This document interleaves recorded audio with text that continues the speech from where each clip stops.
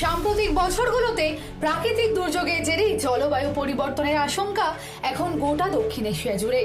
বিশেষ করে গঙ্গা ব্রহ্মপুত্র বদ্বীপ অঞ্চলের দুই দেশ ভারত এবং বাংলাদেশ বারবার শিকার হচ্ছে ঘূর্ণিঝড়, বন্যা আর ভূমিধসের।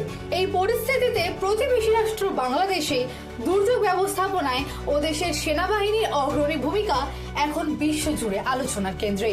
ভারত ও বাংলাদেশ ভৌগোলিক অবস্থানের কারণে দুই দেশের দুর্যোগের ধরন প্রায় এক, কিন্তু বাংলাদেশের দুর্যোগ ব্যবস্থাপনায় সে দেশের সেনাবাহিনী যে শৃঙ্খলার পরিচয় দিচ্ছে তা ভারতের জন্য অত্যন্ত গুরুত্বপূর্ণ পর্যবেক্ষণ হতে পারে।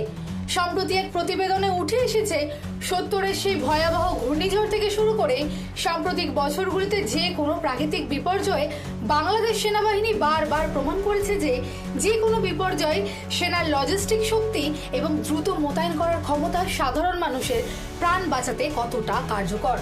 তবে কেবল উদ্ধার কাজে নয়, ত্রাণ বন্টন, চিকিৎসায় সহায়তা এবং দুর্যোগ পরবর্তী পুনর্গঠনেও তাদের দক্ষতা নজর কাড়ছে। ভারতের এনডিআরএফ বা এসডিআরএফ নিঃসন্দেহে দুর্দান্ত কাজ করছে। তবে বাংলাদেশের দুর্যোগ ব্যবস্থাপনায় একটি বিশেষ দিক হলো সে দেশের সামরিক বাহিনীকে স্থানীয় প্রশাসনের সঙ্গে প্রাতিষ্ঠানিকভাবে যুক্ত করা হয়েছে। দুর্যোগ সংক্রান্ত এসওডির মাধ্যমে সেনাকে সরাসরি আইনি ক্ষমতা দেওয়া হয়েছে বলে তারা দ্রুত পদক্ষেপ নিতে পারে। বর্তমান সময়ে নয়াদিল্লি এবং ঢাকা দুই দেশের মধ্যেকার সম্পর্ক উন্নতির দিকে। বিশেষজ্ঞদের মতে দক্ষিণ এশিয়ায় বড় কোনো প্রাকৃতিক বিপর্যয় সামলাতে ভারত ও বাংলাদেশের সেনাবাহিনীর মধ্যে আরও নিবিড় সমন্বয় প্রয়োজন।